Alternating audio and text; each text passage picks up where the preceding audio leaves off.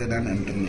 మీ లెక్క ప్రకారం ఎలా ఉంటుంది భవిష్యత్తు? అంటే ఏ రాజకీయ పార్టీకైనా కూడా న్యాయ నిర్ణేతలు ప్రజలండి.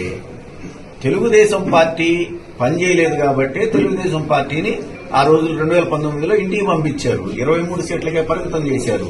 కేవలం 3 పార్లమెంటు స్థానాలకే పరిమితం చేశారు. రేపొద్దున ఈ రాష్ట్ర ప్రజలు వైఎస్ఆర్ కాంగ్రెస్ పార్టీ పనిచేయలేదని అనుకుంటే ఖచ్చితంగా అదే పరిస్థితి తిరిగి వైఎస్ఆర్ కాంగ్రెస్ పార్టీకి రాదు అని చెప్పేసి ఎందుకు అనుకోకూడదండి?